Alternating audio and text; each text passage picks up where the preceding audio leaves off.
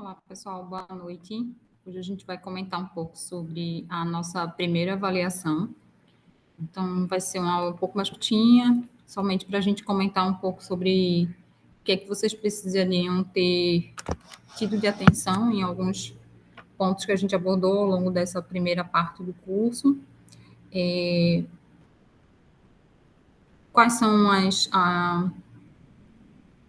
as ferramentas, né, estatísticas que vocês utilizaram, como é que vocês poderiam calcular a parte numérica, né, dos problemas que estavam na primeira avaliação. Tá? Vamos começar a compartilhar a tela aqui, mostrando um resumo dos principais conteúdos que vocês poderiam ter. Boa noite, Alberes. Boa noite, professora.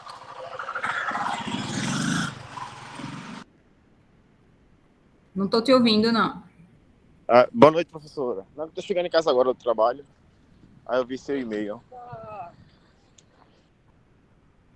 Alô? Professora, boa noite. Boa noite, agora eu te escuto. Ah, tá. Não, estou chegando em casa agora do trabalho, eu vi seu e-mail, eu entrei na aula.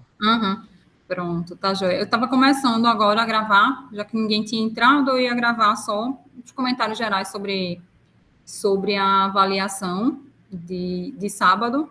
Mas já que você entrou, me diga aí o que você achou da avaliação. Foi mais questões... Como é que se diz? Era mais argumentativa que tinha, não era? As questões. Isso. Tinha umas questões teóricas, né? Teórico o nome. Aí achei um pouco ruim, assim, né? Para poder chegar nela. A gente, como tem um tempo limitado, a gente não conseguia colocar muitas questões também da parte de cálculo, porque também acabaria ficando apertado o tempo para vocês, né? Isso. A avaliação é um tempo de um pouco menos de 1h40, né? Aí as questões às vezes demandam mais tempo. Aí a gente optou por fazer uma parte de cálculo, né, uma questão, e as outras questões mais, pode ser teóricas, né? Que seria mais de interpretação, né, dos conceitos, dos principais conceitos que a gente abordou nessa primeira parte do curso, tá? Eu vou, para a aula de hoje, seria uma aula mais curtinha, só para a gente comentar alguns tópicos que foram abordados nessa primeira avaliação. Eu fiz um resumo aqui dos principais conceitos que a gente abordou e vou fazer a questão numérica, né? Uma das questões numéricas que tinha na prova, vou comentar também. Eu vou começar compartilhando aqui a tela para a gente avançar um pouquinho nos conceitos. Tá? Então, deixa eu só abrir aqui.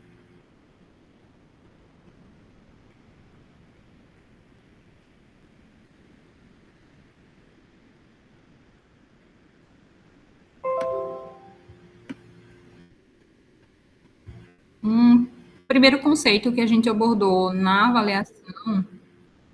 Deixa eu voltar aqui para liberar o pessoal para entrar.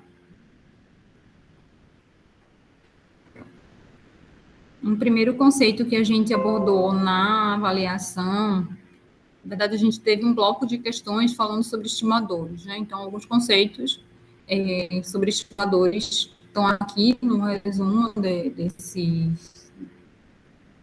dessas questões que envolviam estimadores, tá? E vários itens que tinham nas avaliações, eles eram decorrentes desses principais conceitos que a gente colocou aqui.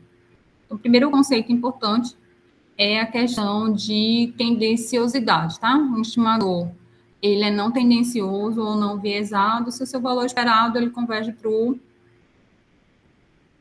para a informação da população, tá? Então, quando a gente tem essa característica, que o valor esperado θ0 é igual a θ,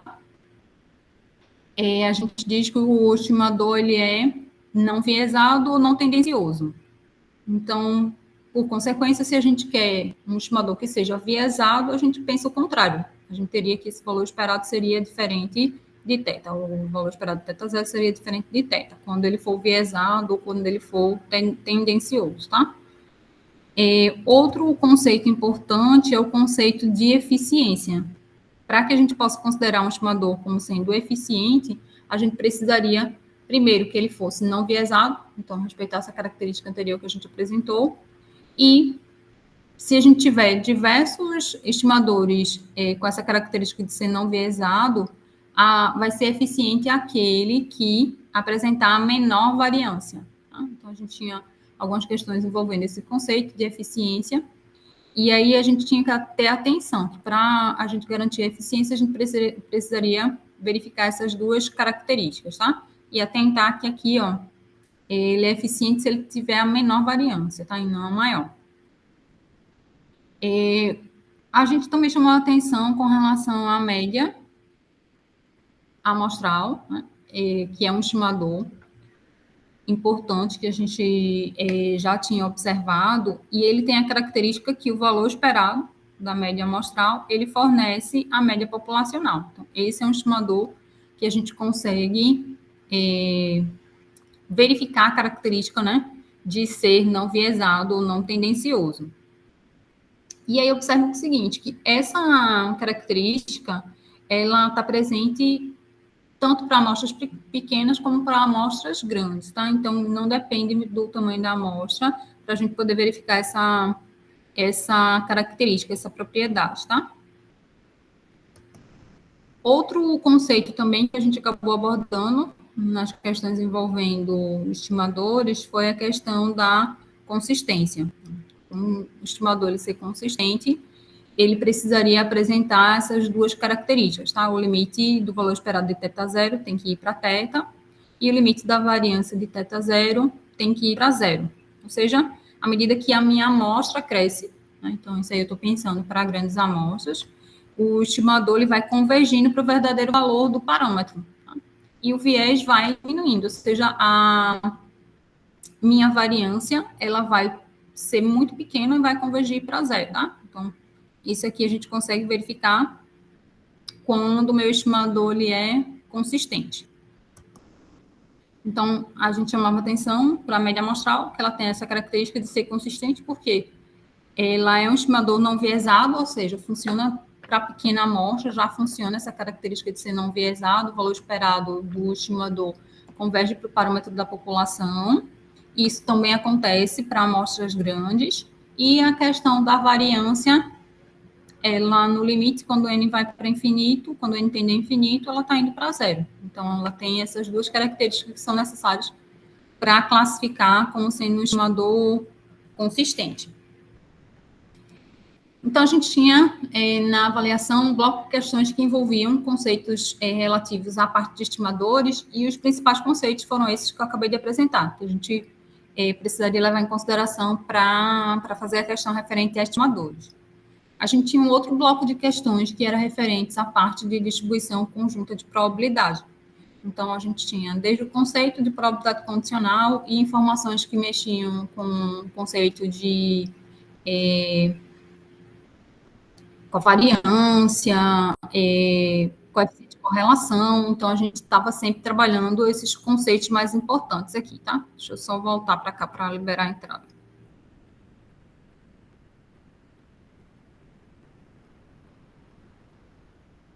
Então, voltando para cá, tá? A gente tinha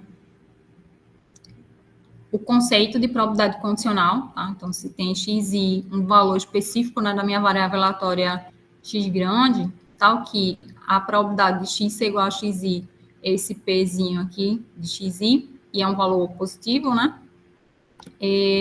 A probabilidade condicional de y ser igual a um yi, dado que x é igual a xi, vai ser dado por essa expressão. Então, observe aqui, aqui do lado esquerdo, né, a gente tem a expressão para a probabilidade condicional, e a gente lê dessa forma, tá? A probabilidade de y ser igual a yi. O yi pequeno, tá? São os valores que a minha variável aleatória y assume, dado que, quando a gente põe essa barra, a gente coloca a condição que, de fato, a gente já conhece. O meu x grande é igual a um xi. Então, essa probabilidade condicional, ela é a probabilidade conjunta de x ser igual a xi e y ser igual a um yj, dividido pela probabilidade de x ser igual a xi. O que está acontecendo aqui? Tá? Quando a gente pensa em probabilidade condicional, o que a gente faz é uma restrição do espaço amostral. Não estou mais pensando nessa probabilidade em todo o meu espaço amostral. Eu quero ter informação sabendo agora que necessariamente o X aconteceu nessas condições aqui. X é igual a XY. Por isso que aqui a gente pondera, a gente divide por essa probabilidade. Então, essa é a expressão para a gente calcular a probabilidade condicional, tá? Então, a gente tinha um conceito onde a gente explorava essa ideia, né, de probabilidade condicional. A gente tinha um conceito, não, a gente tinha uma das questões que explorava esse conceito de probabilidade condicional. Outro conceito importante, que aí perpassa diversas afirmações que a gente faz ao longo do curso, é sobre a questão de variáveis aleatórias independentes, tá? Então, a definição formal para a gente dizer que duas variáveis aleatórias elas são independentes, a gente teria que observar essa sentença aqui, tá? A probabilidade conjunta, né, de x ser igual a xi e y ser igual a yi é igual ao produto das probabilidades individuais, de x ser igual a xi e de y ser igual a yi, tá? Isso para qualquer que seja o par de informações que a gente tenha. Na verdade, para todos os pares de informação que a gente tenha, xi, yj, a gente precisa verificar essa condição. Se falhar em um, basta que falhem somente em um dos pares de informação, que é as minhas variáveis aleatórias, elas deixam de ser independentes e passam a ser dependentes, tá? Então, esse seria o conceito que envolve independência de variáveis aleatórias. Então, a gente tinha algumas questões que envolviam esse conceito, né? O que é que seriam variáveis aleatórias independentes. Então, o conceito em que a gente consegue definir, que a gente usa para definir variáveis aleatórias seria esse. Tem que funcionar essa relação sempre para qualquer parte de informação.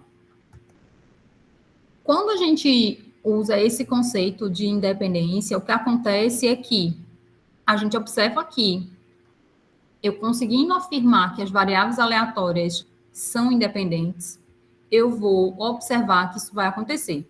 O valor esperado de x e y vai ser igual ao produto do valor esperado de x com o valor esperado de y. Agora, a gente precisa atentar que a recíproca não é verdadeira. Ou seja, se eu consigo visualizar isso aqui, o valor esperado de x vezes y é igual ao produto, né? O valor esperado de x com o valor esperado de y, eu não posso afirmar que as variáveis aleatórias são independentes, tá? Então, funciona num sentido, mas não funciona no outro. Se elas são independentes, isso aqui se verifica. Mas o fato da gente verificar isso não implica que elas são necessariamente independentes. Pode acontecer de ocorrer essa igualdade aqui, dessas duas quantidades, mas as variáveis aleatórias não serem independentes, tá? Então, esse foi um conceito que a gente explorou em alguns itens também na avaliação. Outro conceito importante, conceito de covariância, envolvendo duas variáveis, tá? Então, a gente tem aqui uma das expressões, uma das formas da gente calcular a covariância. E aí, quando a gente tem a informação de que a covariância entre duas variáveis é igual a zero, o que a gente pode afirmar é que essas variáveis elas são não correlacionadas, tá?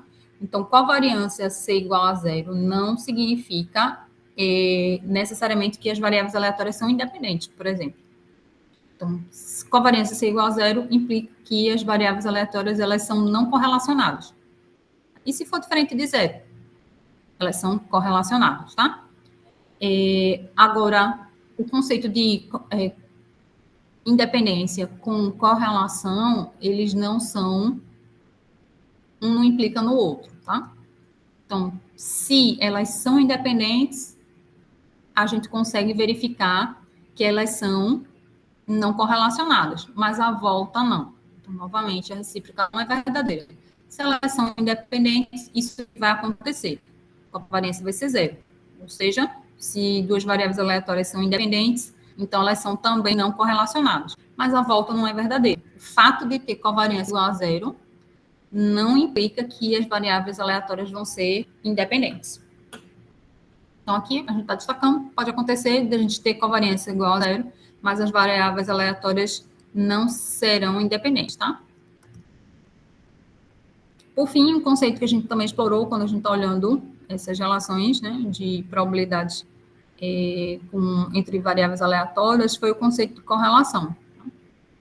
O coeficiente de correlação, ele é dado por essa expressão aqui, ele é uma medida que está entre -1 e 1, e o coeficiente de correlação, ele é uma medida da relação linear entre as variáveis x e y. Então, quando a gente tem um valor de coeficiente de correlação mais próximo de 1, o que está acontecendo? Existe essa relação linear entre as duas variáveis, e quanto mais perto de 1, mais próxima de uma relação linear perfeita a gente tem. No entanto, se a gente está lá no outro extremo, a gente tem um coeficiente de correlação bem perto de menos 1, essas variáveis elas estão apresentando uma relação linear, só que uma relação linear no sentido de que, à medida que eu aumento uma variável, a outra diminui, tá? Então, a relação existe, mas é no sentido contrário, quando a gente está lá no outro extremo. Quando a gente está aqui mais perto de 1, à medida que o x cresce, o y cresce também. Aqui é o contrário, à medida que aumenta o y, o x diminui. Porém, nessas duas situações, a gente tem essa relação como sendo linear. Quando a gente tem um coeficiente de correlação bem perto de zero, essas duas variáveis aleatórias, elas não têm uma relação linear. Então, esse conceito a gente explorou em alguns itens das questões. Então, vejam que, nesse caso aqui, o coeficiente de correlação, ele vai trazer para a gente informação sobre essa relação linear entre as variáveis. Então, ter um coeficiente de correlação nulo, por exemplo, indica que as variáveis elas não têm uma relação linear, ok? Por fim, a gente entrou num bloco de questões envolvendo análise de regressão, tá? Então, a gente observa, né, que a gente tem possibilidade de ter informação sobre uma regressão envolvendo toda a população ou envolvendo as amostras, tá? E aí a gente tem termos de erro associado quando a gente está trabalhando com a população, ou quando a gente está trabalhando com a amostra, e algumas medidas importantes na observação, né, dessas duas funções de regressão, tá? Quando a gente está pensando na análise de regressão, um dos critérios que a gente adota é o critério dos mínimos quadrados ordinários. E aí, o que consiste isso? Consiste a gente minimizar não os erros, mas a gente minimizar os erros quadrados. Então, o método dos mínimos quadrados ordinários, ele olha para a condição em que a gente tem essa minimização dos erros quadrados, não dos erros puros, né? A gente faz a diferença quadrada, tá? Então, aqui tem uma ideia do que a gente utiliza, né, para fazer a demonstração do método.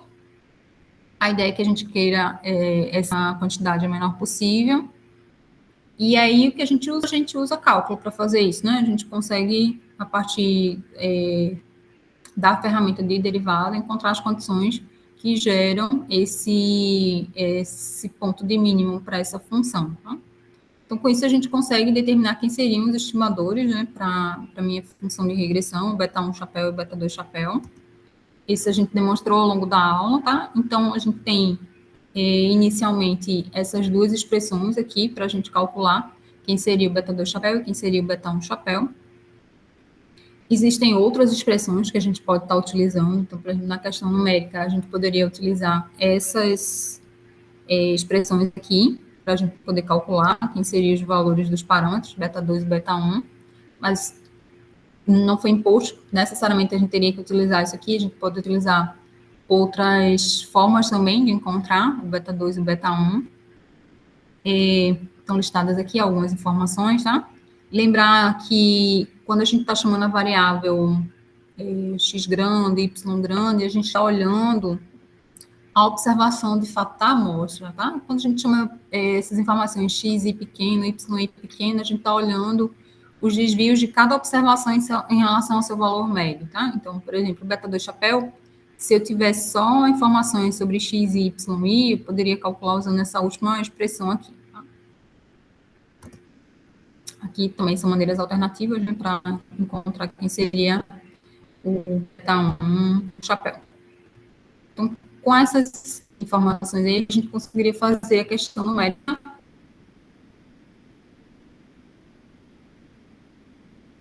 da prova, encontrando quem são os valores dos estimadores, beta 1 e beta 2 chapéu. Uma outra questão prova explorava algumas das propriedades numéricas dos mínimos quadrados ordinários, né, dos mínimos quadrados ordinários. Então, a gente listou ao longo do curso algumas propriedades, e dentre elas, uma propriedade que a gente chamou a atenção na avaliação, e a gente consegue até perceber essa propriedade quando a gente está fazendo um exemplo numérico, quando a gente calcula esses termos aqui do resíduo, é que o valor médio dos resíduos puros, tá? Ele é igual a zero. Tá? Então, isso aqui foi uma das propriedades que a gente explorou, porque é uma das propriedades que a gente acabava verificando quando a gente fazia questões numéricas também, tá? Então, a gente acabou colocando essa propriedade aí na avaliação, para destacar. A gente tem ainda informações sobre a precisão dos erros das estimativas. A gente tem possibilidade de calcular, né, os erros padrões das estimativas tanto do beta 1 quanto do beta 2, e a gente tem medidas envolvendo a qualidade do ajustamento, que é as informações relativas ao valor do R2 quadrado, tá? Então, o valor do R2, ele traz para a gente, o R2 é o meu coeficiente de determinação, e ele traz para a gente essa informação de qual é a proporção, qual é o percentual da minha variável y que é explicada pela minha variável x no modelo de regressão. Tá? Tem a característica que é um valor que está entre 0 e 1. Tem diversas expressões que a gente poderia utilizar para estar calculando o valor do R2. E, de maneira complementar, a gente poderia estar olhando o coeficiente de correlação. Ele é mais ou menos o valor da raiz quadrada, do R quadrado. Existem expressões para a gente calcular também, quando a gente está fazendo uma aplicação numérica. E diferente do valor do R2, que informa para a gente o quanto uma variável consegue explicar da outra, o R, ele tem a informação, traz para a gente a informação sobre essa questão da associação linear. Então, ele é muito semelhante ao Rho que a gente observava quando a gente estava olhando só variáveis aleatórias, tá? Porque ele vai em cima dessa questão da relação linear entre as variáveis. Então, seria uma medida de associação linear, assim como era lá o Rho, quando a gente estava olhando as variáveis aleatórias, tá? Então, seria essencialmente isso. Só destacando aqui a parte numérica, a parte gráfica que a gente tinha observado ao longo das aulas também. E aqui outras observações, outras formas da gente calcular o valor do R2, tá? O R2, no fim, na avaliação, a gente nem pediu para calcular, a gente teve um problema com informação sobre o R2 e a gente queria mais uma interpretação, né, de como, o que aquela medida iria fornecer para a gente, tá? Então, o que o R2 fornece para a gente? Ele é essa medida de qualidade de ajustamento e vai fornecer para a gente o quanto uma variável consegue explicar da outra, tá? Que era isso. Então, seriam esses os principais conceitos que a gente acabou explorando na avaliação. Da questão numérica, que a gente tinha algumas questões diferentes, tá? Mas basicamente a estrutura era semelhante. A gente tinha aqui um banco de dados pequenininho, com 5 observações, onde a gente queria encontrar quem seria a função de regressão, utilizando o método dos mínimos quadrados ordinários, e é solicitado para a gente calcular o valor dos parâmetros, beta 1 e beta 2, e fazer a soma desses dois valores para a gente poder indicar quem seria a solução, tá? Então, a gente primeiro precisaria encontrar quem são cada um dos parâmetros. Encontrados os valores dos parâmetros, a gente soma os valores e indica, marcando a alternativa, né, que melhor se adequa, tá? Então, vejam, aqui a gente tem, né, essa amostra com 5 observações, a gente tem os valores de x, tem os valores de y, e a gente teria, então, a possibilidade de calcular quem seriam os parâmetros, tá? Se a gente utilizar essas expressões aqui, o que eu vou precisar? O tamanho da amostra, eu tenho. Para cá, para essa primeira parcela, eu tenho o somatório de x, y e y. Então, veja, ali a gente não tem, a gente tem informações somente de x e de y. Então, eu conseguiria, de início, já achar quem seria... deixa eu marcar aqui. A gente teria a possibilidade de encontrar esse aqui e esse aqui. são dados, tá? Pela minha tabela. A gente conseguiria também encontrar essa parcela aqui, né? Os somatórios do x. São só mais informações que estão naquelas colunas. Então, eu precisaria encontrar quem é essa parcela e precisaria encontrar quem é essa parcela aqui. Tá? Com isso, eu conseguiria determinar quem é o beta 2. Para depois calcular quem é o beta 1, preciso do valor médio do x, multiplicar pelo valor do beta 2 que a gente encontrou. Tá? Então, vamos transcrever para cá as informações. Deixa eu ver aqui. Deixa eu copiar. Para a gente fazer aqui.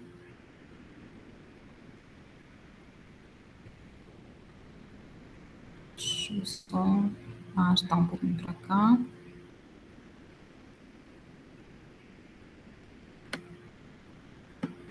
Para a gente poder calcular. Vamos deixar aqui, seria x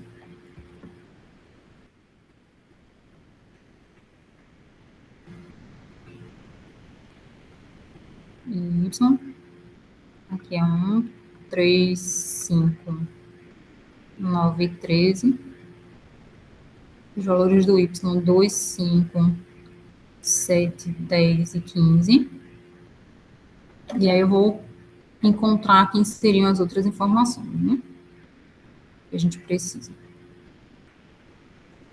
Então, se a gente voltar aqui, ó, vou precisar de x e y. Então, vou aqui abrir uma coluna.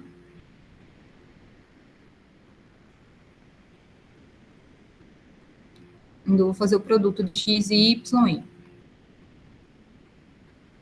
Vai ficar 2, 15, 35, 90.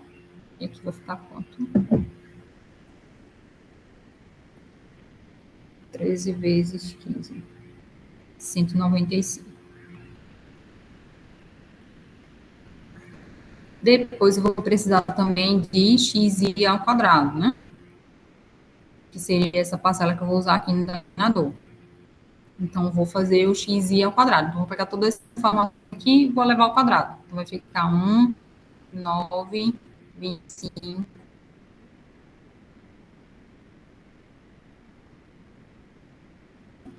81, e 3 ao quadrado, 69, né?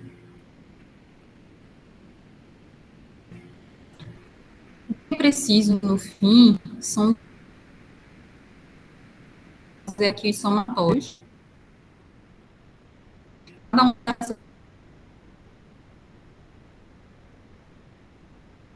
dessas colunas.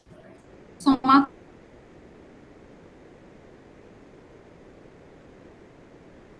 de x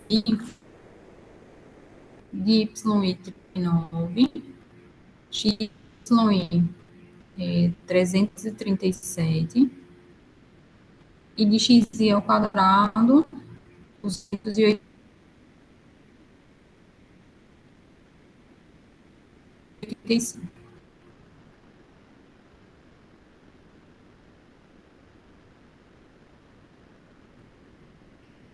Então, agora eu tenho os somatórios, vou calcular quem seria o meu beta 2, tá? Então, beta 2, x, é uma parcela que eu vou querer, somatório de x, y e 337, é 31, somatório de y e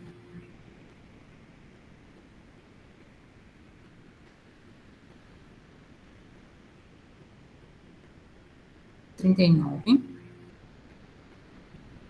e o somatório de xi ao quadrado, 285.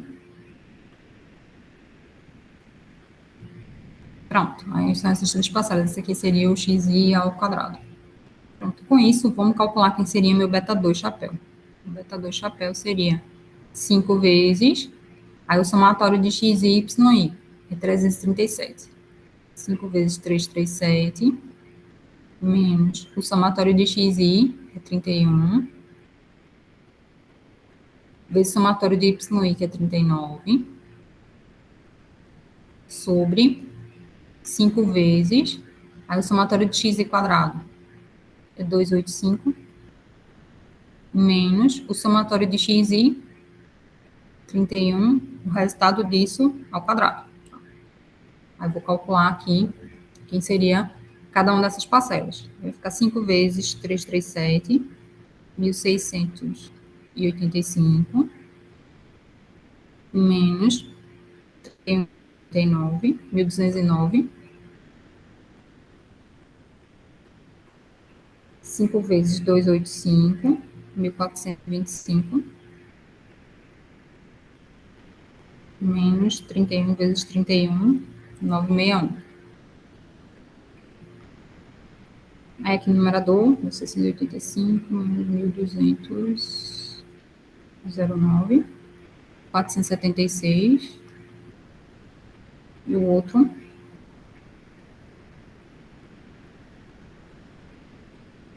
425, 464. Fazendo essa divisão, 476 dividido por 464, dá 1,03 aproximadamente, tá? Mas 0,26 aqui. Aproximadamente.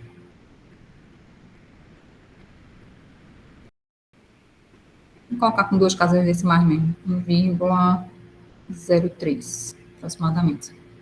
E o meu beta 1 chapéu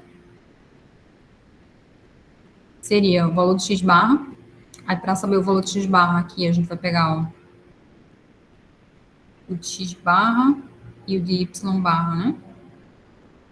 X barra, vou fazer 31 dividido por 5, 6,2. E o y barra é 39 dividido por 5, 7,8. Então, vou precisar aqui, ó, o y barra, que a gente acabou de calcular, é 7,8, menos o beta 2 chapéu, 1,03, vezes x barra 6,2. Então, aqui vai ficar 1,03 vezes 6,2,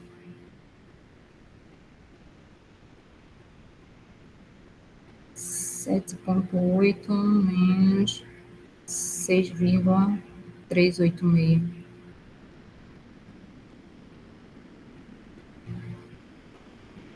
Um vírgula 414. Betão chapéu.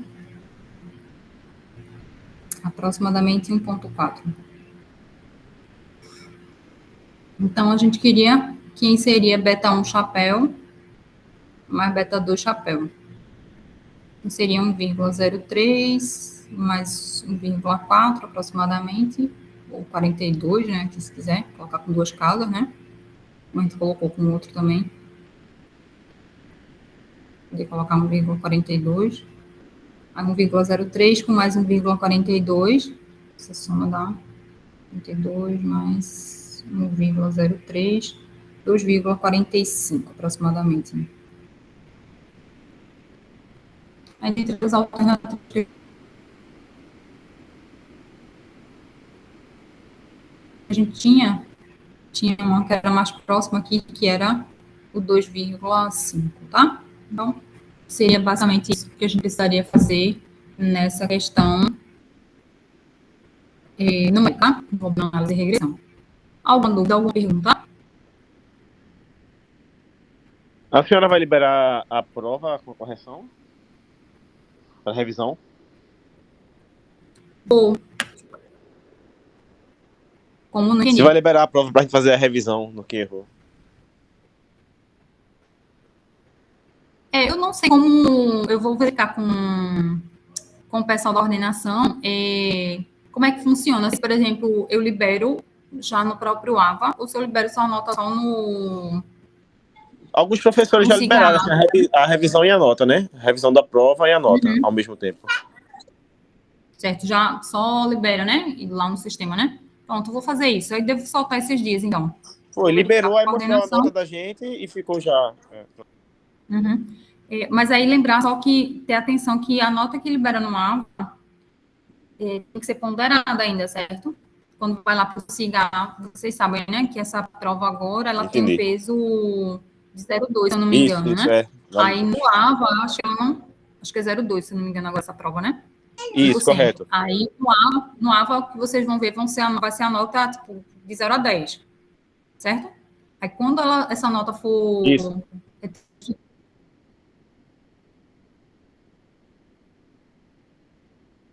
para o cigarro, aí ela vai com peso, certo? Quer dizer, o cigarro, eu acredito que ele informa para vocês, a nota já informa o peso, não tenho certeza exatamente como ele mostra para o aluno a informação. Para a gente, a gente cadastra o peso e digita a nota, tá? Mas eu vou liberar no AVA, que aí você já vem como foi a avaliação de vocês na plataforma mesmo, né? Assim, para observar, tipo, se fosse de 0 a 10 em peso, quanto é que seria a nota de vocês, tá certo? Mas, assim, no geral, a É. avaliação foi na média, assim, não foi uma avaliação com notas muito, muito baixas. A gente tem, assim, alguns alunos que tiraram notas abaixo da média. Alguns alunos ali ficaram entre 5 6, mas tem alunos que têm, outros alunos tiveram médias acima de 7 também, tá? Então, acho que foi uma avaliação boa. Então, eu vou só chegar com a coordenação, mas eu devo liberar a nota, então, hoje ou amanhã, pelo AVA, certo? Porque já está corrigida, né? É só liberar. Só porque eu fiquei na dúvida se, de fato, a gente já libera na plataforma ou se a gente deixa para liberar no CIGA. Mas os outros professores, a maioria dos professores já liberou, né? Pelo AVA, né? Isso, os que fizeram questionários liberaram no mesmo dia. No final, quando dá 6 horas, Pronto. libera. Eles já liberam, né? Eita, meu Deus. É meu primeiro semestre, me deu um desconto. Eu libero hoje, então. Vou falar com o Daniel e libero para vocês hoje. Com relação à avaliação, alguém quer comentar alguma coisa a mais? Alguma dificuldade adicional que acharam da distribuição do tempo, das questões?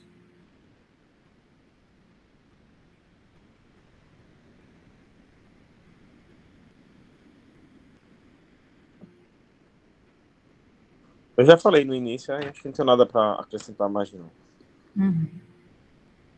Alguém mais quer falar? Quer comentar?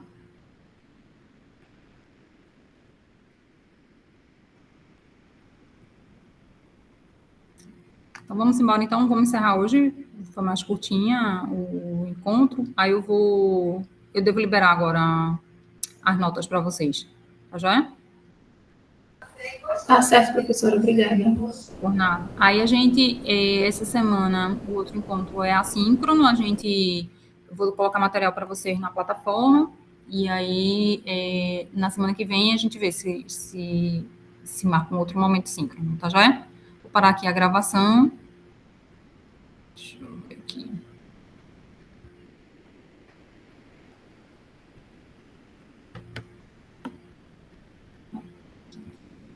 Obrigada, gente. Boa